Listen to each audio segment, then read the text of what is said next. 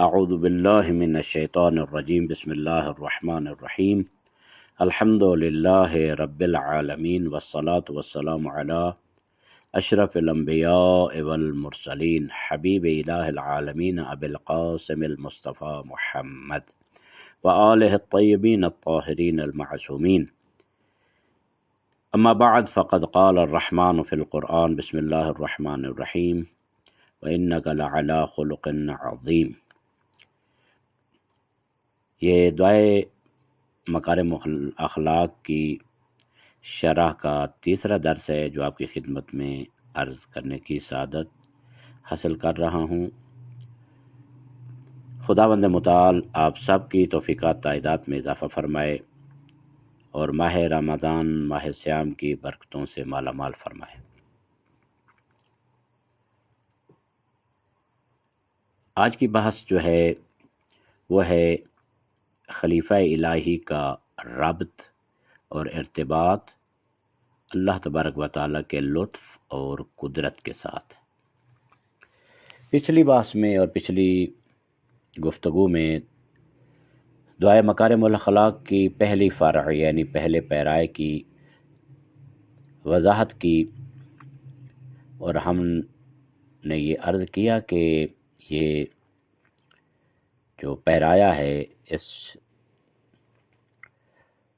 دعائے بابرکت کے لیے براعت استحلالی کی مانند ہے۔ براعت استحلالی ایک اصطلاح ہے جس کو اردو زبان میں یا فارسی میں پیش لفظ بھی کہا جاتا ہے، مقدمہ بھی کہا جاتا ہے۔ یعنی مقدمہ کیا ہوتا ہے، پیش لفظ کیا ہوتا ہے؟ پیش لفظ میں اجمالی طور پر بتا دیا جاتا ہے کہ آئندہ جو کتاب کا مقصد ہے یا گفتگو کا مقصد ہے وہ کیا ہے، چیدہ چیزیں اس میں بتا دی جاتی ہیں۔ اس کو براعت استحلالی کہا جاتا ہے، اور یہ جو پہلا پیرایا ہے یہ اسی براعت استحلالی یا پیش لفظ کہہ لیں، مقدمہ کہہ لیں، اس کی مانند ہے۔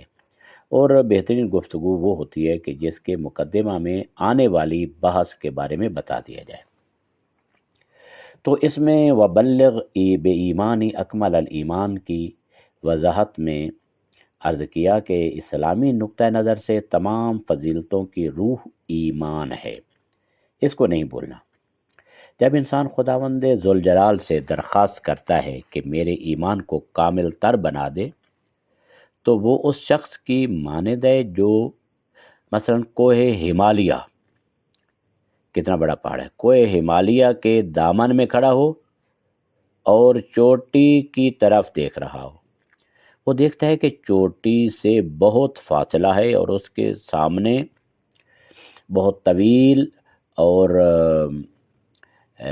زگزیگ جو ہے اتار چڑھاؤ والا راستہ ہے، لیکن اس کا دل چاہتا ہے کہ بلند ترین چوٹی تک پہنچے۔ یہ جملہ بھی ایسی ہی کیفیت کو ظاہر کرتا ہے۔ ایمان کے دو رکن ہیں، ایک رکن شناخت اور معرفت ہے اور دوسرا رکن اسے پسند کرنا اور چاہنا ہے۔ پہلی معرفت اور دوسری چاہت۔ ہو سکتا ہے انسان بہت سی چیزوں کو پہچانتا ہو لیکن ان تک پہنچنے میں اسے دلچسپی نہ ہو۔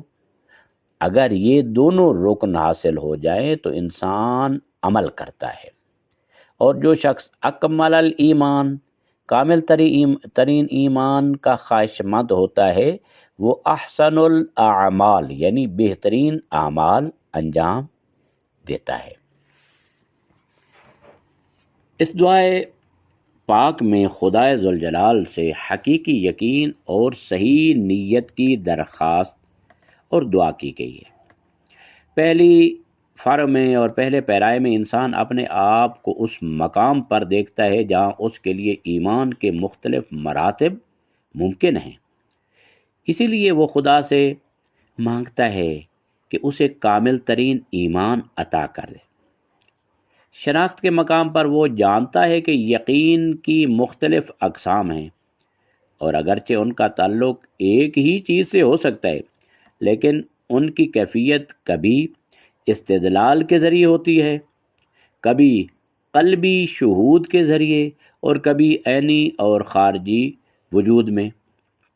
جب وہ دیکھتا ہے کہ شناختیں ایک دوسرے سے مختلف ہیں تو کہتا ہے خدایا مجھے بہترین یقین عطا فرما۔ نیت بھی انسان کی خواہش اور رجحان کو ظاہر کرتی ہے۔ یہ وہی چاہنا ہے جو انسان کو کسی چیز تک پہنچنے کے لیے ضروری ہے۔ اس لیے وہ کہتا ہے وَانْتَهِ بِنِيَّتِي إِلَىٰ أَحْسَنِ النِّيَّاتِ، اور میری نیت کو بہترین نیتوں تک پہنچا۔ یعنی یہاں سے معلوم ہوتا ہے کہ خداوند متعال کی بارگاہ میں ہر چیز کے لیے دعا کرنی چاہیے۔ پہلے یعنی انسان کی نیت پر انسان کے اعمال کا دار و مدار ہوتا ہے۔ نیت کے جو ہے بہتری کی دعا مانگنی چاہیے۔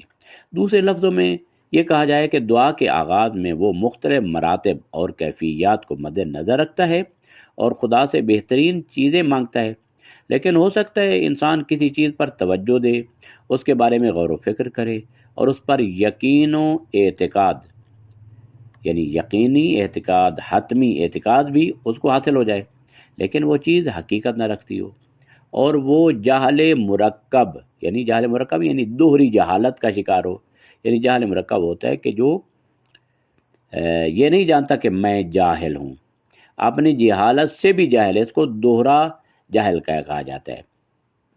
ایسی حالت میں وہ خدا سے مانگتا ہے کہ اس کی مدد کرے تاکہ وہ صحیح شناخت حاصل کر سکے۔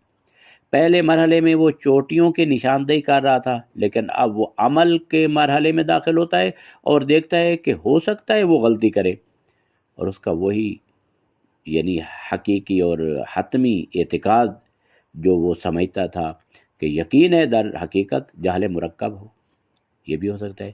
اسی لیے اسے خدا سے کچھ اور مانگنا ہوگا اور کہنا ہوگا خدایا شناخت کے مقام پر مجھے حقیقی یقین عطا فرما۔ میرا یقین محض ایک جزمی اعتقاد نہ ہو جو جہل مرکب کو بھی شامل ہے، یعنی حقیقی یقین، یعنی جس کو میں یقین سمجھتا ہوں، جس کو میں پختہ اعتقاد سمجھتا ہوں، ایسا نہ ہو، بلکہ وہ یقین جو واقعاً یقین ہو وہ مجھے یقین عطا فرما۔ رجحان اور پسند کرنے کے مقام پر بھی وہ خدا سے درخواست کرتا ہے وفر بلطف کا نیتی، اور اپنے لطف سے میری نیت کو بھرپور فرما۔ کبھی انسان کو کسی چیز کا یقین ہوتا ہے لیکن اسے انجام دینے کی کوئی اس کا محرک اور انگیزہ یعنی اس کی طبیعت نہیں بنتی اس کو انجام دینے کی۔ انسان کے صحیح یقین حاصل کرنے کے بعد بھی اسے ایک ایسے عامل کی ضرورت ہے جو اسے حرکت میں لائے، یعنی ایسے محرک اور ایسے انگیزے کی ضرورت ہے کہ اس کو حرکت میں لائے، عمل میں لائے۔ اس کے لیے ایسی نیت فراہم ہونی چاہیے جو اسے کامل ایمان کی طرف لے جائے۔ یہ نیت بھی خدا کو فراہم کرنی ہے، یعنی یہ نیت بھی خدا ہی فراہم کرتا ہے۔ اس لیے ایمان کے لیے جو دو رکن ضروری ہیں وہ بھی خدا ہی سے مانگنے چاہیے۔ اسی اثناء میں انسان توجہ کرتا ہے کہ ماضی میں وہ ان چیزوں کا طالب نہیں تھا۔ شناخت کے مقام پر اس نے عمر کا ایک حصہ حقیقی یقین کے علاوہ دوسری چیزوں کے پیچھے گزارا ہے، اور عمل کے مقام پر بھی اس نے ایسے کام کیے ہیں جن سے اسے لطف یا آمدنی حاصل ہوئی ہے، ہو سکتی ہے حاصل ہوئی ہو، اور اس بات کی پرواہ نہیں کی کہ یہ کام اس کے کمال کا باعث ہے یا اس کے برعکس اس کے زوال کا باعث بنتا ہے۔ کچھ عرصہ محنت کی اور ڈگری حاصل کر لی، اب نوکری حاصل کرنا چاہتے ہیں۔ یہ واضح ہے کہ جہاں زیادہ تنخواہ ملے وہ بہتر ہے۔ آخرکار انسان کو احساس ہوتا ہے کہ اس کے کچھ اوقات ضائع ہو چکے ہیں، اور نہ صرف اسے کوئی کمال حاصل ہوا بلکہ وہ تنزل کا شکار بھی ہوا۔ پہلے درجے میں وہ چوٹیوں کو دیکھ رہا تھا اور خدا وند ذوالجلال سے بلند ترین چیزیں مانگ رہا، لیکن اب جب اسے توجہ ہوتی ہے کہ اب تک اس نے کوتاہیاں، قصور، غفلتیں اور تقصیریں کی ہیں، گناہ کیے ہیں، اور بسا اوقات گناہ بھی ہوتا ہے اسے، تو وہ دیکھتا ہے کہ خدا اس کے پاس خدا سے مانگنے کے سوا کوئی چارہ نہیں ہے۔ اس حالت میں وہ خدا سے درخواست کرتا ہے کہ خدایا ایسا کر کہ میرے اندر صحیح نیت پیدا ہو اور میرے پاس بہترین کاموں کو بہترین کیفیت کے ساتھ انجام دینے کا انگیزہ موجود ہو، محرک ہو، شوق ہو، رغبت ہو۔ کیا یہ ممکن ہے کہ کسی کو کوئی چیز ملے اور وہ خدا کی طرف سے نہ ہو؟ خدا کے سوا کسی کے پاس کیا ہے؟ اگر ہم نیت نیک بھی چاہتے ہیں تو خدا سے مانگنی چاہیے، ہمیں عاجزی سے اس سے مانگنا چاہیے کہ وہ ایسے وسائل اور مقدمات فراہم کرے کہ میں اچھی نیت رکھ سکوں، اور اس کے بعد جب میرے پاس اچھی نیت ہو تو عمل کے مقدمات بھی فراہم ہو جائیں اور میں اسے انجام دے سکوں۔ کوئی ایسا عامل پیدا نہ ہو جو مجھے عمل سے روک دے۔ بہت بار ایسا ہوا ہے، اور کئی بار ایسا ہوا ہے کہ انسان کسی نیک عمل کو انجام دینے کا فیصلہ کرتا ہے اور اس کے مقدمات بھی فراہم کر لیتا ہے، لیکن اچانک کسی اور کام میں مشغول ہو جاتا ہے اور اس عمل سے رک جاتا ہے۔ مثال کے طور پر مثلا انسان مطالعہ کر رہا ہے، لیکن اچانک اس کی نظر ٹیلی ویژن پر پڑتی ہے، اور باوجود اس کے کہ کتاب اس کے سامنے ہے، اس کی ساری توجہ اس ڈرامے کی طرف ہو جاتی ہے، اس فلم کی طرف ہو جاتی ہے، اور وہ سمجھ نہیں پاتا کہ مطالعہ کیا کر رہا ہے۔ انسان ایسا ہی ہے۔ ہر حالت میں ہمیں خدا کی ضرورت ہے۔ جب ہم صحیح معرفت حاصل کر لیتے ہیں تو بھی خدا سے مانگنا چاہیے کہ اسے محفوظ رکھے اور ہم بھول نہ جائیں۔ وَمِنْكُمْ مَنْ يُرَدُّ إِلَىٰ أَرْذَلِ الْعُمُرِ لِكَيْ لَا يَعْلَمَ بَعْدَ عِلْمٍ شَيْئًا، اور تم میں سے بعض کو ناکارہ عمر کی طرف لوٹا دیا جاتا ہے تاکہ جاننے کے بعد کچھ نہ جانے۔ یعنی کچھ لوگ ایسے تھے جنہوں نے کچھ پڑھا اور علم حاصل کیا لیکن بھول گئے، کچھ کام کرنا چاہتے تھے اور مقدمات فراہم کر لیے لیکن بعد میں ان سے منصرف ہو گئے اور اس کام کو جو کرنا تھا تو وہ کرنے سے پیچھے ہٹ گئے۔ عرض کیا کہ ایمان تمام اقدار کی کسوٹی ہے، میزان ہے، اور اس کے دو رکن ہیں، شناخت اور محرک، انگیزہ، شوق، رغبت۔ اس لیے اس پیرائے کے آخر میں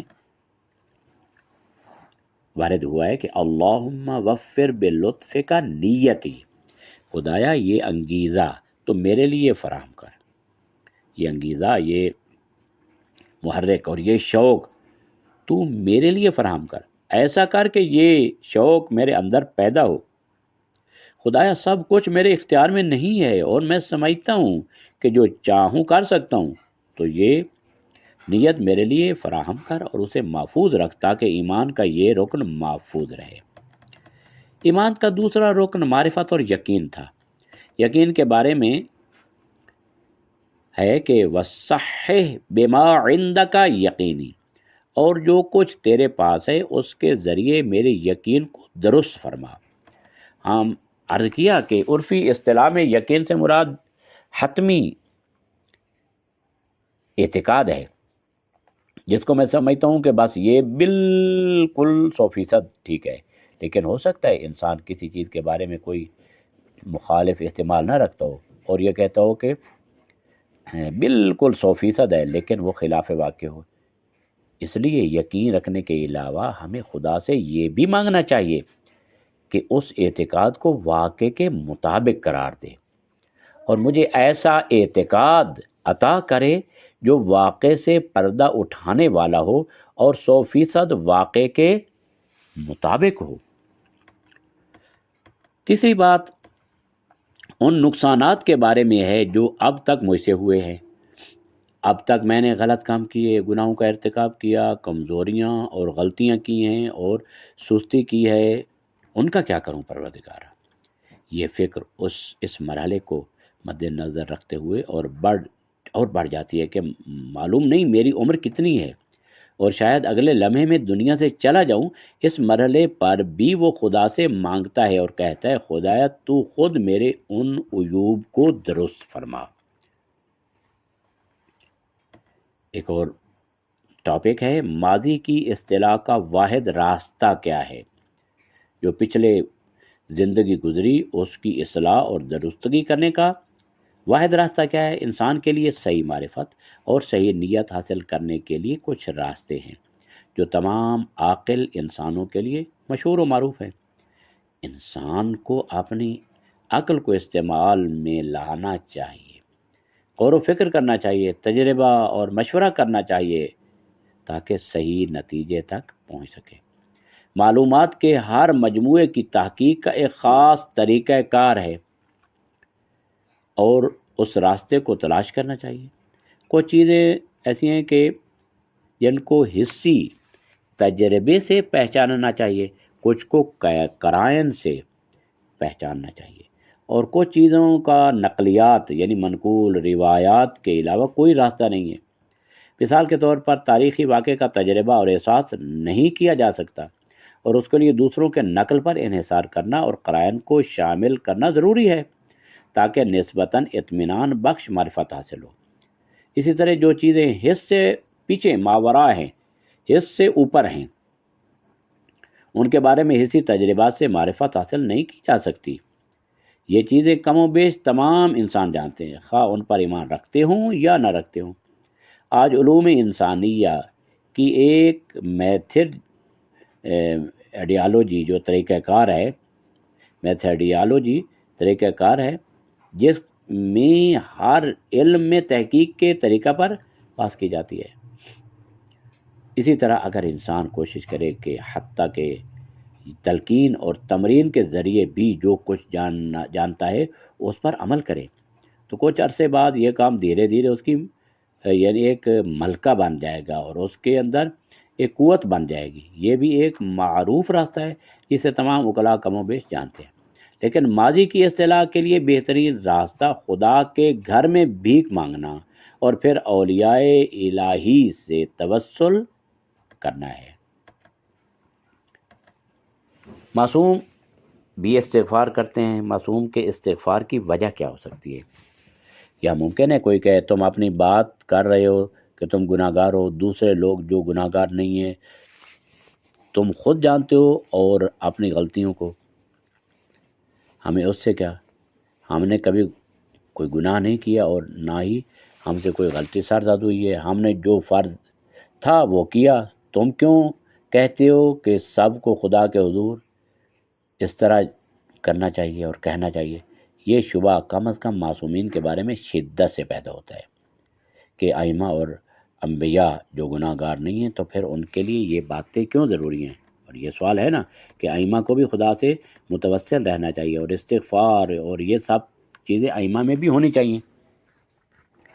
تو یہ ایک سوال پیدا ہوتا ہے کہ چلو گناہ گار تو بارگاہ عزدی میں گڑ گڑائیں اور دعا مانگیں اور سب کچھ اپنے گناہوں کی استغفار کریں، لیکن معصومین کے بارے میں یہ بات کیوں ہے؟ ایک سوال پیدا ہوتا ہے کہ اگر معصومین کا کوئی گناہ نہیں تو ان کی مناجات، دعائیں اور رونے کا سبب کیا تھا؟ بعد نے سوال کا جواب دینے سے بچنے کے لیے کہہ دیا کہ یہ سب دوسروں کو سکھانے کے لیے تھا۔ یہ جواب جس پر ہر جگہ یقین کرنا آسان نہیں۔ پیغمبر اکرم صلی اللہ علیہ وآلہ وسلم آدھی رات بستر سے اٹھتے، نماز پڑھتے، سجدے میں سر رکھتے ہیں اور روتے ہوئے خدا سے بخشش مانگتے ہیں اور کہتے ہیں خدا مجھے میرے حال پر نہ چھوڑ، لا تکلنی الی نفسی طرفۃ عین ابدا۔ کیا یہ صرف اس لیے ہے کہ دوسرے سیکھیں؟ امیر المومنین علی علیہ الصلوۃ والسلام آدھی رات کو کھجور کے باغات میں زار و قطار روتے ہیں اور کبھی بے ہوش ہو کر زمین پر گر جاتے ہیں، صرف ہمیں سکھانے کے لیے۔ ہمیں کوئی شک نہیں کہ انبیاء و اولیاء کے لیے بھی ایک معنی میں استغفار ہے۔ قرآن کریم خطاب کرتے ہوئے خود پیغمبر سے فرماتا ہے وَاسْتَغْفِرْ لِذَنبِكَ وَلِلْمُؤْمِنِينَ، اور اپنے گناہ اور مؤمن مردوں اور عورتوں کے گناہ کی معافی مانگ۔ اپنے گناہ کے لیے استغفار کر۔ البتہ یہ کلام عصمت کے منافی نہیں ہے، کیونکہ ذنب سے مراد گناہ اس گناہ سے عام ہے جسے ہم گناہ سمجھتے ہیں اور کہتے ہیں کہ حرام ہے، اور اس میں ہر قسم کے قصور، کمی کوتاہی، حتیٰ کہ غلطی یا کمزوری بھی شامل ہے۔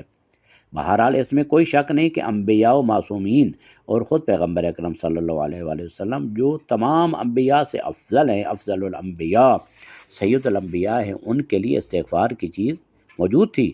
ایک حدیث میں متعدد اسناد کے ساتھ، یعنی سندیں اس کی متعدد ہیں، اس میں پیغمبر اکرم سے منقول ہے کہ حضور اکرم صلی اللہ علیہ وآلہ وسلم نے فرمایا وَإِنَّهُ لَيُغَانُ عَلَىٰ قَلْبِي فَأَسْتَغْفِرُ اللَّهَ فِي الْيَوْمِ 70 مرہ، اور میرے دل پر بھی کبھی کبھی بادل چھا جاتے ہیں، یعنی غبار، اور کبھی کبھی میرے دل پر بھی ایسا ہو جائے، اسی لیے میں دن میں 70 مرتبہ خدا سے استغفار کرتا ہوں۔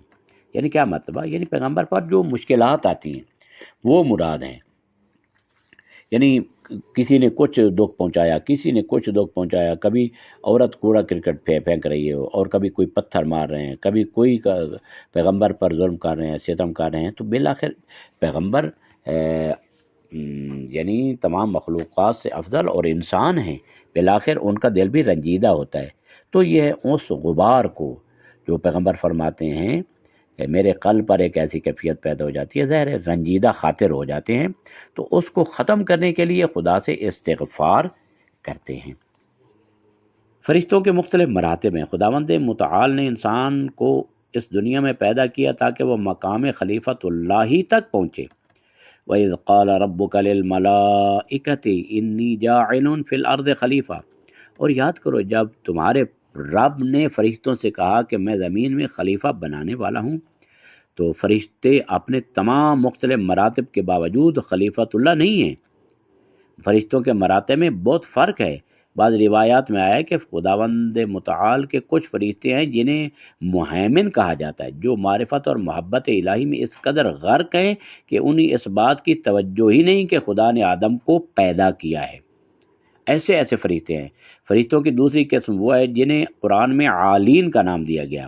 جب ابلیس نے آدم کو سجدہ کرنے سے انکار کیا تو اسے کہا گیا استکبرت ام کنت من العالین، کیا تو نے تکبر کیا یا تو عالی مقام فرشتوں میں سے تھا؟ اس وجہ سے عالین فرشتے اصلا سجدے کے حکم کے مخاطب نہیں تھے، یعنی عالین فرشتوں کو سجدے کا حکم دیا ہی نہیں گیا تھا۔ جن فرشتوں کو سجدہ کرنے کا حکم دیا گیا تھا وہ فرشتے تھے جو زمینی امور میں حاضر تھے اور ان کی ذمہ داریاں تھیں۔ عالین کا مقام اس سے بھی بلند ہے، اور ابلیس سے کہا جا رہا ہے کہ کیا تو عالین میں سے ہے کہ سجدہ نہیں کرتا؟ فرشتوں کی ایک اور قسم حملۃ عرش ہیں، یعنی فرشتے مومنوں کے لیے استغفار کرتے ہیں۔ دوسری طرف کچھ ایسے فرشتے ہیں جو دوسرے فرشتوں کے مقابلے میں بہت پس مرتبہ رکھتے ہیں۔ مثال کے طور پر روایات میں آیا ہے کہ خداوند ذوالجلال بارش کا ہر قطرہ نازل کرتے وقت ایک فرشتہ پیدا کرتا ہے جو اس قطرے کو زمین پر لاتا ہے، یعنی اس فرشتے کا کام صرف یہ ہے کہ بارش کے ایک قطرے کو بادل سے زمین پر لائے۔ اختیار انسان کی خاص خصوصیت ہے، یعنی فرشتوں میں اتنا فرق ہے لیکن ان میں سے کسی میں بھی انسان کی خصوصیت نہیں۔ بل عباد مکرمون لا یسبقونہ بالقول وہم بامرہ یعملون، بلکہ وہ تو اللہ کے معزز بندے ہیں، ان کے کہنے سے پہلے نہیں بولتے اور وہ اسی کے حکم پر عمل کرتے ہیں۔ خداوند متعال ایک ایسی مخلوق پیدا کرنا چاہتا تھا جو خود اپنے اختیار سے اپنا راستہ منتخب کرے، اگر چاہے تو خود کو عالین فرشتوں تک پہنچا سکے اور اس طرح بڑھ سکے، یا اتنا گر جائے کہ شیاطین سے بھی بدتر ہو جائے۔ خلافت الہی قدرت، ارادہ اور اختیار الہی کا مظہر ہے، یعنی خلافت الہی کے لیے قدرت بھی ہونی چاہیے، ارادہ بھی ہونا چاہیے، اختیار الہی اس کا مظہر ہونا چاہیے خلیفہ الہی۔ جس طرح خداوند متعال محدود قدرت اور اختیار رکھتا ہے اور ہر کام کو کر سکتا ہے یا نہیں کر سکتا، وہ مخلوقات میں اپنے اس ارادے اور اختیار کا ایک مظہر پیدا کرنا چاہتا تھا۔ یہی وجہ ہے کہ تمام مخلوقات میں انسان کو انتخاب، اختیار اور ارادے کا ایک اعلیٰ درجہ حاصل ہے۔ وہ ایک ایسی ہستی ہے جو خود کو اپنی تقدیر خود بناتا ہے۔ بدلتی ہوئی دنیا میں انسان کی زندگی کا فلسفہ کیا ہے؟ یہ واضح ہے کہ اس ہستی یعنی انسان کا مسکن عرش الہی نہیں ہے۔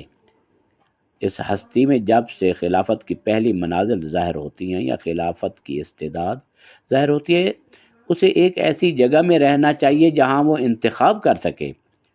اس ہستی کی تخلیق کا فلسفہ ہی یہ تھا کہ وہ خود انتخاب کرے۔ ایسی جگہ جہاں سب کچھ ثابت ہے، سب کچھ نور ہے اور سب کچھ خدا کے حکم سے انجام پاتا ہے، وہاں ایسی ہستی کے لیے جگہ نہیں ہے۔ اسے ایک متغیر یعنی بدلنے والی دنیا میں رہنا چاہیے جہاں مختلف حالات ایک دوسرے پر اثر انداز ہوں اور ایک دوسرے سے متاثر ہوں۔ اس ہستی میں مختلف رجحان ہونے چاہیے اور اسے پہلے کمزوری سے شروع ہو کر کمال کی طرف بڑھنا چاہیے۔ اسے اپنے اندر تبدیلی پیدا کرنے اور کمال تک پہنچنے کے قابل ہونا چاہیے۔ وہ تنزل اور سکوت کا بھی شکار ہو سکے۔ اختیار کا کامل مظہر ہونے کے لیے یہ سب کچھ اس میں ہونا چاہیے۔ اسی لیے خداوند ذوالجلال نے اس دنیا کے حالات کو اس قدر متغیر رکھا ہے، یعنی قابل تبدیل رکھا ہے کہ وہ مسلسل الٹ پلٹ ہوتے رہتے ہیں اور ایک دوسرے پر اثر انداز ہوتے رہتے ہیں اور ایک دوسرے سے متاثر ہوتے ہیں۔ اس دنیا میں دو لمحے ایک جیسے نہیں رہتے اور دو افراد بھی ایک جیسے نہیں ہو سکتے۔ ایسی ہستی جس کی ساری زندگی تبدیلیوں سے عبارت ہے اور تبدیلیاں ہی تبدیلیاں ہیں، اسے ایک دنیا میں رہنا چاہیے جو ہمیشہ بدلتی رہتی ہو، تاکہ وہ ہر لمحہ اپنے اندر ایک نئی کیفیت پیدا کر سکے۔ البتہ اگر اس ہستی یعنی انسان کا عالم انوار میں کوئی وجودی مرتبہ ہے تو اس کا حساب الگ ہے۔ یہ کہ پیغمبر اکرم صلی اللہ علیہ وآلہ وسلم فرماتے ہیں، اول ما خلق اللہ نوری، سب سے پہلے جو اللہ نے پیدا کیا وہ میرا نور تھا۔ اس سے مراد ان کا وہ وجود ہے جو ان کے جسمانی وجود کے علاوہ ہے۔ اس دنیا میں پیغمبر اکرم جو تمام مخلوقات سے افضل تھے، ایک وقت میں پیدا ہوئے اور تمام انسانوں کی طرح سے وجود میں آئے، لیکن پہلے وہ ایک کمزور ناتواں جنین اور آہستہ آہستہ بڑے، یعنی اس دنیا میں خلقت۔ البتہ اس کا مطلب یہ نہیں کہ وہ دوسرے انسانوں کے برابر تھے۔ عام انسان بھی ایک دوسرے کے برابر نہیں ہو سکتے، اور ایک میں جسمانی طاقت زیادہ ہوتی ہے اور دوسرا ذہین تر ہوتا ہے۔ یہ فرق موجود ہے، لیکن ایسا نہیں کہ کوئی ثابت ہو اور اس میں کوئی تبدیلی نہ آئے۔ یہ اس دنیا میں وجود کے فلسفے سے بالکل مطابقت نہیں رکھتا، یعنی اس دنیا کا جو فلسفہ ہے وہ ثابت نہیں ہے بلکہ متغیر ہے۔ پیغمبروں کو بھی عبادت کرنی چاہیے، ان کی عبادت کا ثواب ہے اور اس ثواب کے ساتھ اس دنیا میں ان کا وجودی مرتبہ ترقی کرتا ہے۔ سید الشہداء علیہ السلام سے خطاب کیا گیا، ان لک درجہ لن تنالھا الا بالشہادہ، تمہارے لیے ایک درجہ ہے جو تم شہادت کے بغیر حاصل نہیں کر سکتے۔ سید الشہداء معصوم ہیں اور پیغمبر اکرم صلی اللہ علیہ وآلہ وسلم کے ساتھ اعلیٰ ترین مقام پر فائز ہیں، لیکن اس مقام کی شرط یہ ہے کہ وہ اپنے اختیار سے شہادت کو قبول کرے۔ یہ دنیا تبدیلی کی دنیا ہے، البتہ ان کی تبدیلیاں ہماری تبدیلیوں کی طرح نہیں ہیں۔ ہماری حرکت چیونٹی کی طرح ہے اور ان کی حرکت اور ان کا تحرک جو ہے وہ بہت زیادہ ہے۔ چیونٹی صبح سے شام تک زیادہ سے زیادہ 1 کلومیٹر چلتی ہے، لیکن روشنی یعنی آئمہ علیہ السلام کی جو رفتار ہے، انبیاء کی رفتار ہے، وہ روشنی کی مانند ہے، لیکن روشنی ہر سیکنڈ میں 3 لاکھ کلومیٹر کا فاصلہ طے کرتی ہے۔ حرکت یعنی حرکت اور تبدیلی کا اصول اس دنیا کا لازم ہے۔ ایسا نہیں ہے کہ کوئی اس دنیا میں فرشتوں کی طرح ہو اور شروع سے آخر تک ایک جیسا رہے۔ جس طرح کے فرشتے وہ بالکل ایک جیسے ہوتے ہیں، نہ کمی آتی ہے نہ زیادتی ہے۔ ایسی ہستی خدا کا خلیفہ نہیں بن سکتی۔ خلیفہ کی خصوصیت یہ ہے کہ اسے خود ارادہ الہی کا مظہر ہونا چاہیے۔ دنیا انسانوں کی ارتقاء کی راہ ہے۔ ان وضاحت جو عرض کی گئی ہے، اس وضاحت کے پیش نظر واستغفر لذنبک یا پھر لیغفر لک اللہ ما تقدم من ذنبک وما تأخر، تاکہ اللہ تمہارے اگلے اور پچھلے گناہ معاف کر دے کے معنی بھی واضح ہو جاتے ہیں۔ پیغمبر یہ بھی اس دنیا میں ارتقا رکھتے ہیں، اور ان کا ارتقا بھی عبادت اور دیگر چیزوں سے ہوتا ہے جو احکام الہی پر عمل ہے۔ یہ بات اس سے کوئی منافات نہیں رکھتی کہ ان کا نور اول ما خلق اللہ ہے، وہ ثابت ہے، اور وہ سب کچھ ان کے فیض سے اور انہی کے دائرہ میں پیدا کیا گیا ہے، اور خداوند ذوالجلال سے صادر ہونے والی پہلی چیز جس سے زیادہ کامل مخلوقات میں کوئی تصور نہیں کیا جا سکتا، لیکن اس میں دنیا میں خلیفۃ اللہ کے مقام کا تعلق اس سے نہیں ہے۔ ایک روایت میں نقل کیا گیا کہ پیغمبر اکرم کی زوجہ نے آپ سے پوچھا، یا رسول اللہ، آپ اپنے آپ کو اتنی مشقت میں کیوں ڈالتے ہیں؟ کیا خداوند ذوالجلال نے آپ کے بارے میں نہیں فرمایا لیغفر لک اللہ ما تقدم من ذنبک وما تأخر؟ تو حضور اکرم نے فرمایا، افلا اکون عبدا شکورا، کیا میں شکر گزار بندہ نہ بنوں؟ میں خدا کا شکر ادا کرنا چاہتا ہوں، اگر شکر ادا نہ کروں تو میرے اندر کمی ہے، ناشکری کمی ہے، اور پیغمبر کی شان کے لائق نہیں کہ وہ ناشکری کریں۔ ائمہ علیہ السلام کے بارے میں جو یہ کنسیپٹ ہے گناہ کا، نہیں، ہر انسان یہاں تک کہ انبیاء اور اشرف الانبیاء اس دنیا میں کمزوری سے طاقت کی طرف سفر کرتا ہے۔ نبی بھی کوئی بھی ہو، اس کا وجود محدود ہے، ہمیں ہر چیز کے لیے ہر لمحہ خدا سے مانگنی چاہیے۔ ایاک نعبد و ایاک نستعین، ہم صرف تیری ہی عبادت کرتے ہیں اور تجھی سے مدد چاہتے ہیں۔ کوئی بھی کسی بھی حالت میں خدا کی مدد سے بے نیاز نہیں ہے، چاہے نبی ہو چاہے امام ہو۔ اس دنیا میں زندگی کا لازمہ یہ ہے کہ انسان ایک لمحے میں بھی ہر چیز پر پوری توجہ نہیں رکھ سکتا۔ پیغمبر بطور انسان مختلف حالتوں سے گزرتے ہیں جن میں وہ عبادت پر پوری توجہ مرکوز نہیں رکھ سکتے۔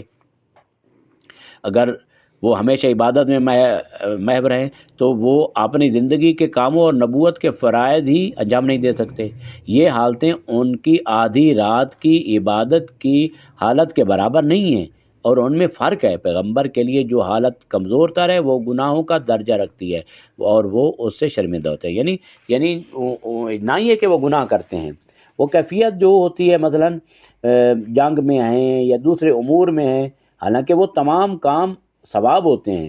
پیغمبر کا کوئی لمحہ بھی ثواب سے خالی نہیں ہے، اچھے اور نیک کام سے خالی نہیں ہے، لیکن وہ جب اپنے ان امور میں یعنی اعلیٰ ترین امور میں دیکھتے ہیں اور اعلیٰ سے کم امور میں دیکھتے ہیں تو کم امر جو ہے اس کو اپنا گناہ سمجھتے ہیں، اور یہ گویا کہ یعنی 100%، 1000 درجے کا جو ان کا کمال ہے۔ اب اگر دوسری مشغولیات کی وجہ سے ان کے تھوڑی کمی آتی ہے تو وہ سمجھتے ہیں کہ 1000 ہونا چاہیے تھا، اب 1000 سے 1 درجہ کم ہے تو یہ ہمارے لیے شرمندگی کا باعث ہے۔ نہ یہ کہ وہ گناہ ہوتے ہیں اور وہ گناہوں سے وہ استغفار کرتے ہیں، بلکہ وہ اپنے مقام میں جب معمولی اگر کوئی اتار چڑھاؤ آتا ہے تو اس وجہ سے وہ دعا مانگتے ہیں خدا کے، خدا ہماری یہ تھوڑی جو کمی آئی ہے، تو یہ گویا کہ وہ اپنے آپ کا گناہ سمجھتے ہیں، حالانکہ گناہ نہیں ہوتا ہے۔ یعنی انسان فہم کے قریب لانے کے لیے ہمارے ساتھ کچھ ایسی حالتیں پیش آتی ہیں کہ ہمیں شرم آتی ہے کہ کوئی دوسرا شخص اس حالت میں ہمیں دیکھے۔ یہ حالتیں کبھی حلال اور کبھی حتیٰ کہ واجب بھی ہوتی ہیں، لیکن ہم نہیں چاہتے کہ کوئی اور شخص انہیں دیکھے، اور اگر دیکھ لے تو ہمیں شرم آتی ہے۔ یہ واضح ہے کہ پیغمبر صلی اللہ علیہ وآلہ وسلم بھی جس حالت میں خدا پر پوری توجہ رکھتے ہیں اس میں کوئی اور کام نہیں کر سکتے، اس لیے جب وہ کسی اور کام میں مشغول ہوتے ہیں تو جب انہیں توجہ ہوتی ہے کہ خدا ان کے حالات کا شاہد و ناظر ہے تو انہیں شرم آتی ہے کہ مجھے اس حالت میں خوف، رجا اور عشق الہی میں غرق ہونا چاہیے تھا، اگرچہ یہ میرا فریضہ تھا اور مجھے دوسرا کام کرنا تھا۔ ہمارے لیے یہ تمام افتخار کی بات ہے، کبھی کبھی خدا کو یاد کر لے، لیکن ان کے مقام کے لحاظ سے جسمانی اور مادی امور میں مشغول ہونا برا تھا، اور جب انہیں توجہ ہوتی تو وہ شرمندہ ہوتے اور کام پر استغفار کرتے، اس کام پر استغفار کرتے۔ حدیث جو ہے لا یغان علی قلبی میں بھی آپ یہ نہیں فرماتے کہ میں غفلت کرتا ہوں، خدا کو بھول جاتا ہوں یا گناہ کرتا ہوں، نہیں، ایسا نہیں فرماتے ہیں، میرے دل پر بادل چھا جاتے ہیں، میرا دل بھی آسمان کی طرح ابر آلود ہو جاتا ہے، لیکن آخرکار یہ حالت اس حالت کے برابر نہیں جس میں وہ عبادت میں غرق ہو جاتے ہیں۔ فرض کریں ایک عاشق جو اپنے محبوب سے بے حد محبت کرتا ہے اور ایک لمحے کے لیے بھی اس سے جدا نہیں ہونا چاہتا۔ اگر محبوب اس سے کوئی کام کرنے کو کہے جس کے کرنے سے وہ کچھ دنوں کے لیے اس کی زیارت سے محروم ہو جائے تو وہ کیا کرے گا؟ یہ واضح ہے کہ اگر عاشق سچا ہے تو اسے محبوب کے حکم کی تعمیل کرنی چاہیے، چاہے اسے محبوب کی زیارت سے معرومی ہی کیوں نہ ہو۔ پیغمبر خدا بھی یہ چاہتے ہیں کہ زیادہ سے زیادہ خدا سے انس کریں اور اس کے ساتھ یعنی معاشقہ یعنی عشق بازی خدا سے کرے، لیکن خدا فرماتا ہے جا لوگوں کو ہدایت کر، جا اس راستے میں یعنی کچھ مثلاً پتھر بھی کھانے پڑیں اور توہینیں بھی برداشت کرنی پڑیں، برداشت کر۔ خداوند سید الشہداء سے کہتا ہے تیار رہ کہ تجھے تیرے فرزندوں کو اور یہاں تک کہ تیرے شیر خوار بچوں کو بھی شہادت ملے گی۔ لہذا یہ ہیں جب ان امور میں مشغول ہوتے ہیں تو جو وہ رابطہ ہے وہ تھوڑا سا معمولی سا اگر اس میں کوئی کمی آتی ہے تو وہ معصوم جو ہیں اس کو اپنا گناہ سمجھتے ہیں اور عدم توجہ کو وہاں پر وہ افسوس کرتے ہیں۔ یعنی انسان کا استصلاح کرنا یعنی صلاح طلبی اور چاہنا کہ میں اچھا ہو جاؤں، عیب کو ہنر میں تبدیل کرنا ہوتا ہے۔ ایک عیب ہے اس کو ایک اچھی چیز میں تبدیل کرنا۔ یہ سوال پیدا ہوتا ہے کہ جب انسان نے ایسا کام کیا جس کا لازمہ خدا سے کم توجہ اور توجہ کی کمزوری ہے تو اسے کیا کرنا چاہیے؟ یہاں خداوند ذوالجلال نے ایک عجیب راستہ رکھا ہے جو اللہ کی لطف اور قدرت کی نشانی ہے۔ میرے ساتھ ایسا ہوا ہے اور میں سمجھتا ہوں کہ یہ صرف میرے ساتھ ہی نہیں خاص نہیں اور آپ کے ساتھ بھی کم و بیش ایسا ہوگا کہ کبھی غلطی کی لیکن اس غلطی کی وجہ سے کوئی بہتر کام کرنے کا موقع ملا اور اس نے آپ کی ترقی کا مزید سامان فراہم کیا۔ اس بارے میں اور بھی روایات بھی ہیں کہ کبھی خداوند مومن کو تہجد یعنی نماز شب سے محروم کر دیتا ہے تاکہ جب وہ بیدار ہو تو غمگین ہو اور اس غم کا ثواب اس عبادت سے زیادہ ہو۔ البتہ جو کبھی نماز شب نہیں پڑھتا وہ یہ نہ کہے کہ معلوم ہوا خدا مجھ سے بہت محبت کرتا ہے، ایسا نہیں ہے۔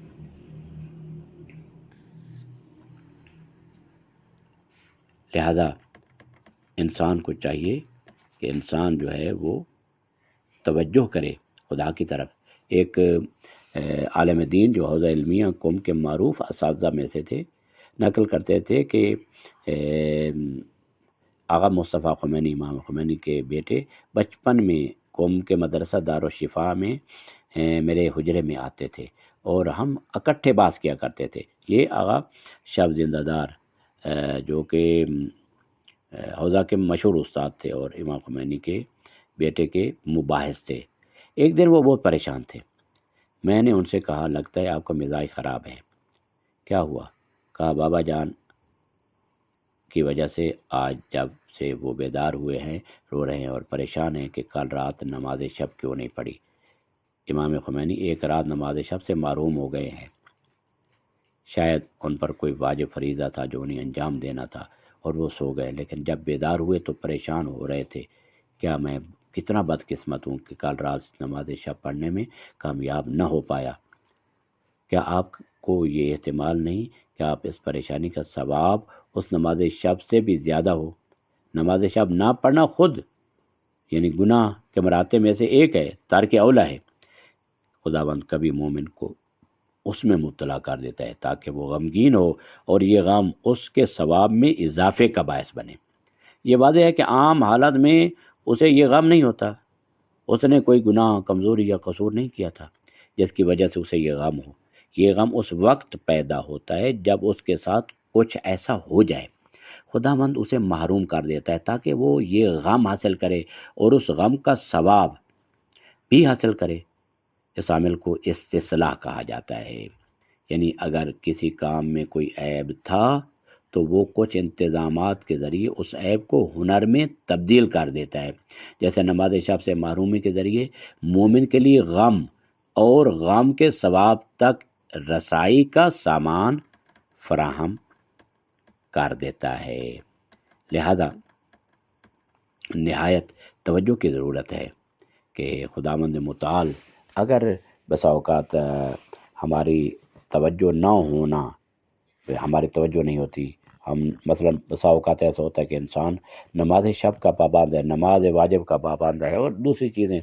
بسا اوقات اگر کسی سے جو نماز کا پابند ہے، اگر اس سے نماز چھوٹ جائے تو اتنا غمگین ہوتا ہے انسان کہ ہے میں نے کیا کر دیا، میں نے گناہ کر دیا، میں نے یعنی بسا اوقات ایسا نماز شب اس کی قضا ہو جاتی ہے تو وہ انسان جو ہے غمگین ہو جاتا ہے کہ ہائے میں نے کیا کر دیا.